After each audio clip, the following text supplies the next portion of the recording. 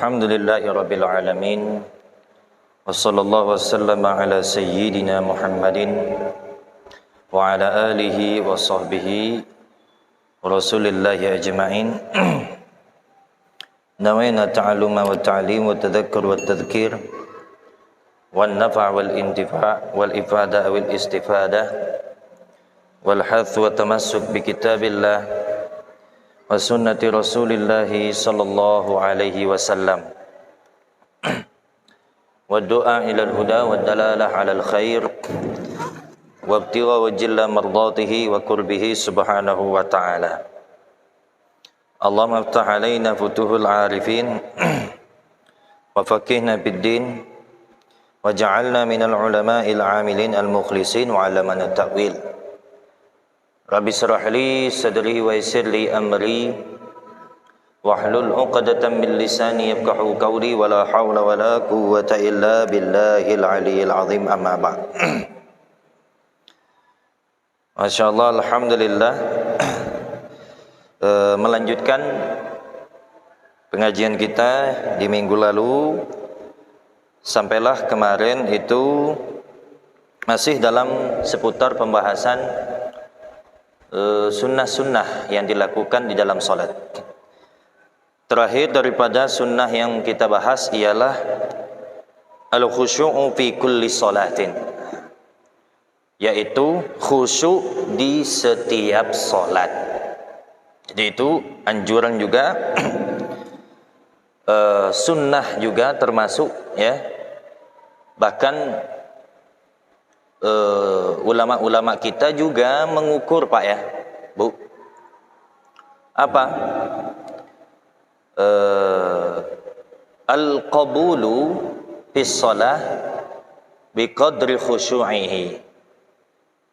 Maksudnya katanya, adapun diterimanya salat kita itu, kata ulama, ya, biqadri khusyu'ihi, dengan ukuran atau, ya, tergantung kekhusyukannya.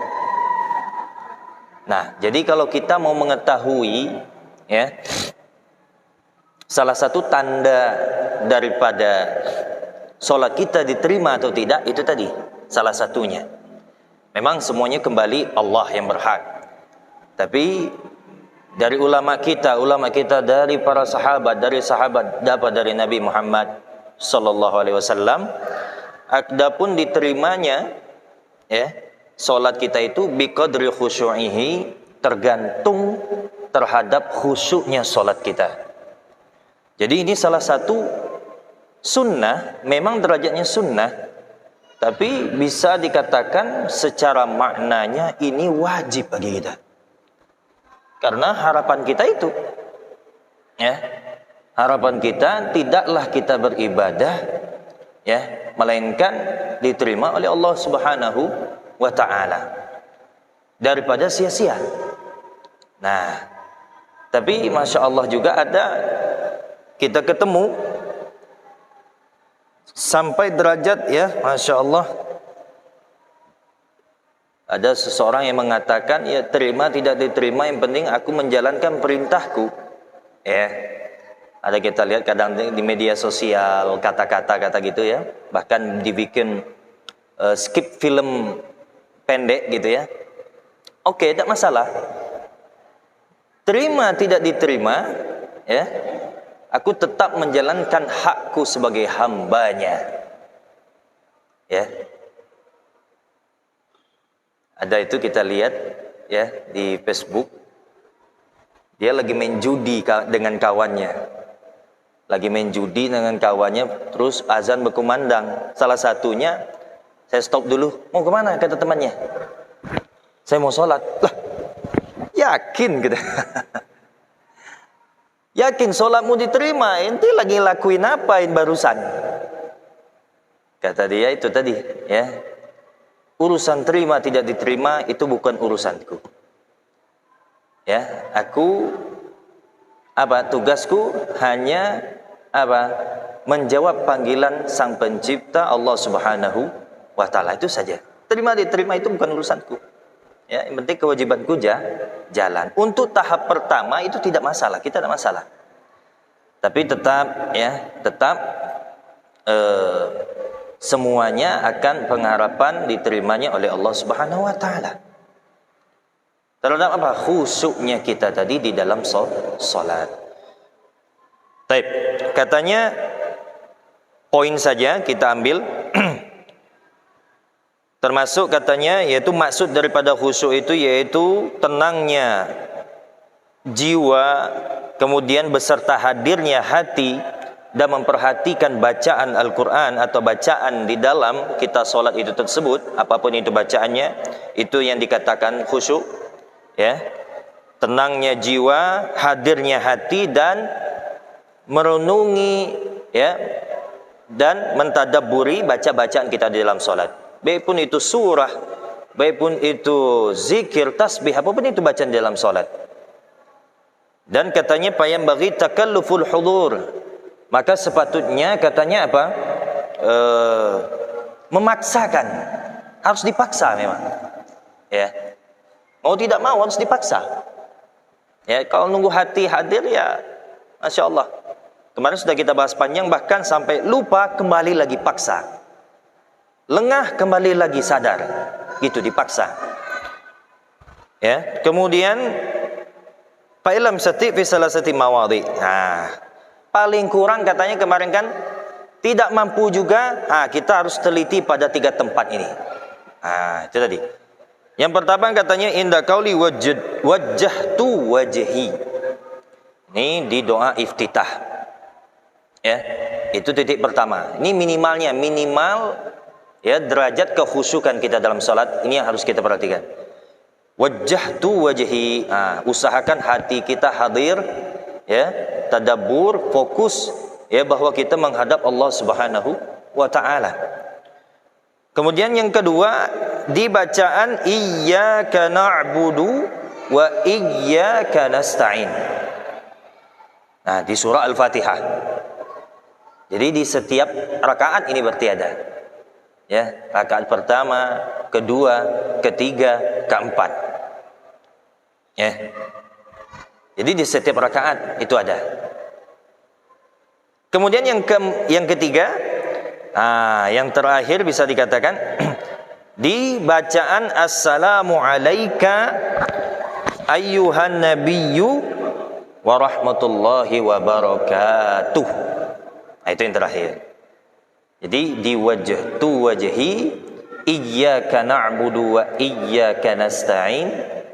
Kemudian terakhir di assalamu alayka ayyuhan nabiyyu wa rahmatullahi wa barakatuh di bacaan tasyahud akhir atau tahiyat akhir. Ini anjuran ulama paling tidak 3 tempat ini kita ya hadir khusyuk di dalam salat kita.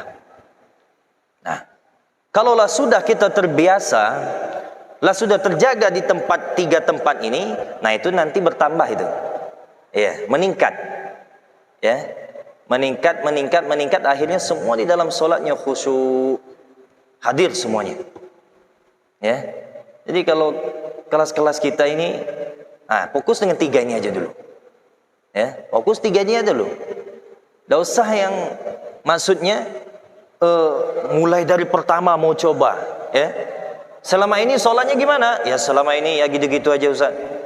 Ya. Ya orang solat, mulai takbir Allahu Akbar lah, ya, kehusukannya gimana, hadir hatinya gimana, ya gitulah hadir hati, alhamdulillah, kadang ya kebir kemana-mana, ya. Jadi mau mulai khusyuk, ya mau belajar khusyuk, dari mana mulai ya? Dari pertama, ya, dari mana? Ya dari bacaan pertama hingga habis 1 rakaat, dah. 3 titik nih dulu kita perhatikan. Ya, 3 titik ini dulu kita perhatikan. Nanti insya Allah kalau sudah istiqomah biasa sudah 3 ini, insya Allah semuanya ikut. Nah itu dia. Nah itu yang terakhir pembahasan kita. Taib. Ya mudah-mudahan ya kita dikaruniai selalu khusyuk di dalam sholat kita dan dikaruniai selalu memperbaiki ya kehadiran, kekhusyukan di dalam sholat kita. Baik, kita lanjut ke sunnah yang selanjutnya. Apa itu? Katanya at-tazayyunu wa tajammulu fiha, yaitu ya berpenampilan bagus atau berpakaian bagus ketika mau sholat. Nah, ini kemarin. Sekarang kita masuk ke sunnah yang bersifat zahirnya. Tadi sunnah bersifat batin, perkara hati. Ya, sekarang batinnya pula. Itu berapa? Oh, banyak.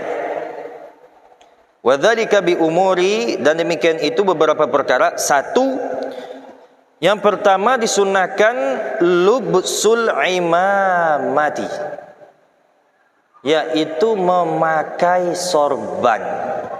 Itu sunnah. Atau imamah, sebagian menamakan imamah itu sekalian bahasa Arabnya. Kalau kita diartikan memakai sorban. Sorban di mana? Di kepala. Nah, di kepala. Ya, itu sunnahnya. Itu nama imamah. Imamah itu, sorban itu gimana Pak? Sebenarnya yang digulung. Ya. Yang ya, Masya Allah sekarang ini kan banyak tuh ya. Kita lihat ulama-ulama kita dan para habaib, para habib sayyid ya, dan ulama-ulama kita pun kita lihat aja Pak. Pahlawan-pahlawan kita sekali ulama seperti Imam Bonjol, Imam apa ya. Lihat penampilan mereka. Sorban itu. Itu sunnah. Nah, jadi yang dikatakan sorban itu yang digulung.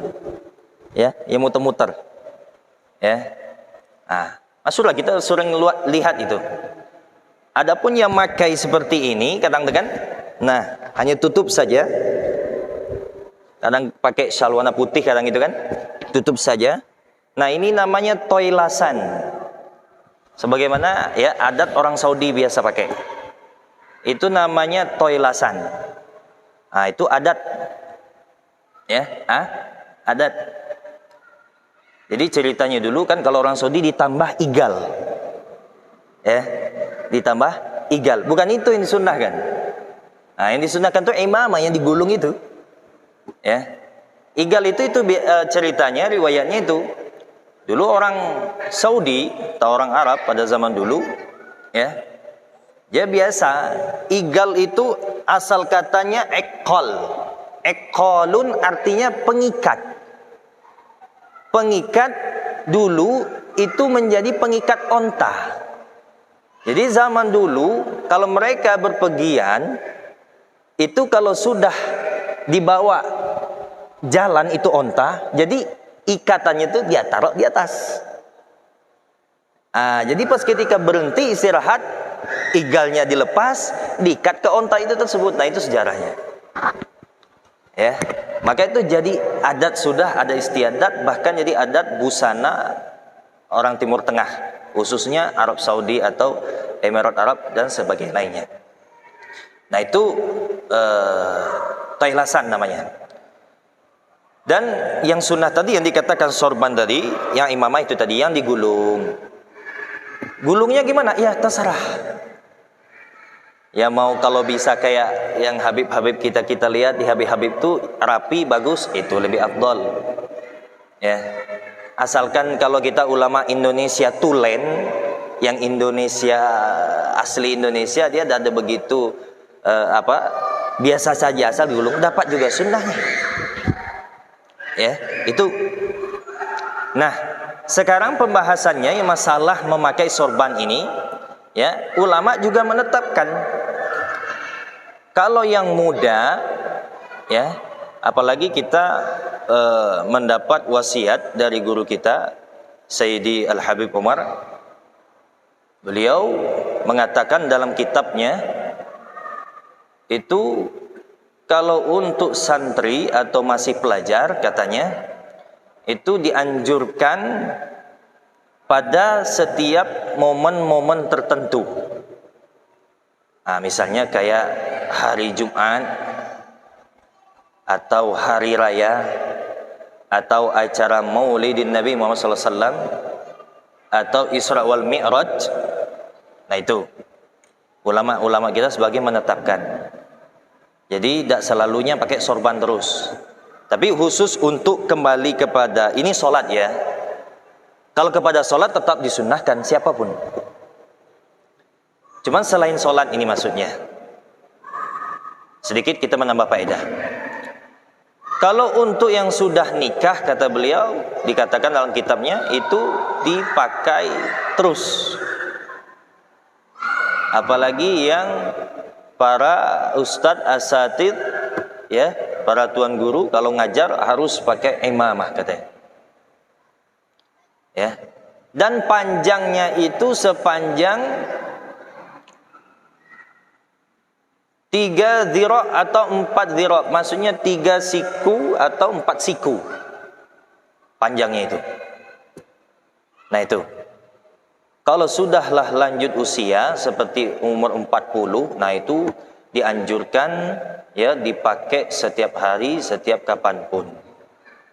Nah itu dijelaskan oleh beliau. Tapi kita pembahasannya itu di dalam solat. Ya, kalau keseharian itu dari beliau. Kalau dalam sholat kapanpun itu. Jadi terserah mau lipatnya gimana Pak, terserah. Ya, terserah. Tapi ada jadi masalah ini di kalangan kita kadang. Kalau pakai sorban, ente sudah jadi ulama emang? Oh gitu. Ya, Masya Allah ya. Banyak itu. Ya, ngatakan, wah, kalau sudah pakai sorban, pakai imamah, sudah kayak ulama besar saja katanya kan? Nah ini salah Pak. Nah itu masalahnya, ini repotnya kita ini. Ya. Jadi seakan-akan yang sudah pakai imamah, yang pakai sorban itu kayak mana udah ulama besar. Dah Pak. Kalau yang pakai imamah atau sorban itu ulama besar, orang India itu berarti ulama semua Pak.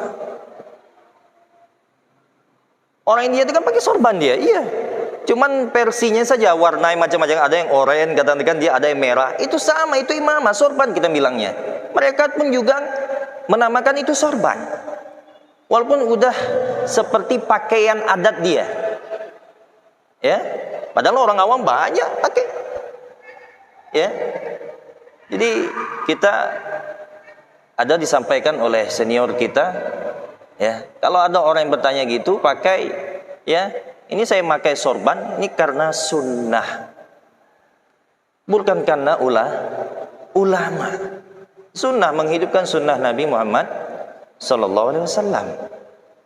Nabi sudah jelaskan, man ahya sunnati faqad ahabbani. Barang siapa menghidupkan sunnahku, sungguh dia mencintaiku. Wa man ahabbani kana ma'i fil jannah. Barang siapa yang mencintaiku, nanti dia bersamaku di surga. Ya, jadi sunnah apapun sekecil apapun dihidupkan, bukan karena tergantung ulama saja. Ini kita itu terkadang ya. Nah, terkadang cuman ada juga kita mandang ya kepada fitnah. Ya kalau ente mampu istiqomah, insya Allah ada ganjaran balasan pahala besar dari Allah Subhanahu Wa Taala. Kalau ente sabar ya, kalau dikata-katain seperti itu. Ya kalau tidak sabar ini bikin emosi sudah tinggalkan. Ya. Nah itu yang pertama, masalah yang berkaitan sunnah pakaian itu memakai sorban. Jadi sunnah kapanpun, bahkan lebih dianjurkan pas ketika kita momen-momen besar Islam. Nah itu dia. Kalau kita selama di Timur Tengah itu semuanya hampir Pak, hampir semuanya pakai sorban. Ala apapun terserah, pokoknya pakai digulung-gulung. Ya. Kain apapun, jenis apapun itu, pokoknya udah gulung-gulung, udah ngambil sunnahnya saja. Nah itu kita di sana waktu itu. Kemudian yang kedua, lubsur ridai, memakai rida atau syal. Nah, yang seperti saya pakai sekarang. Nah, ini syal atau rida ya, kalau bahasa Arabnya rida. Nah ini syal yang kita letak di bahu. Nah ini sunnahnya. Ya. Ada yang mengatakan, Ustaz, sebelah kanan atau sebelah kiri? Ya terserah. Ya terserah. Cuman kita ada riwayat ada seperti Sayyidina Umar atau Sayyidina Abu Bakar dan Sayyidina Abu Bakar, ya, ada riwayat cara-cara makainya macam-macam. Cuman umumnya kita, kebanyakan kita, bahkan kita lihat ulama-ulama kita sudah di sini aja, udah di bahu sebelah kanan. Ya, ada sebagian sebelah kiri, tidak masalah, dapat juga sunnahnya. Ada cara seperti ini.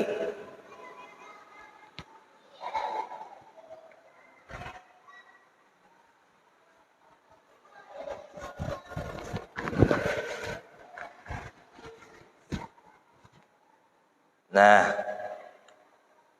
ini diriwayatkan katanya ada salah satu sahabat, kalau tidak salah Sayyidina Umar atau Sayyidina Abu Bakar, antara dua itulah, makainya kayak gini mereka waktu itu.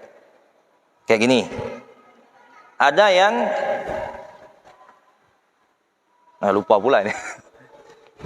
Nah, ya, ada yang seperti ini. Ya. Dan ada juga seperti biasa kita biasa lihat,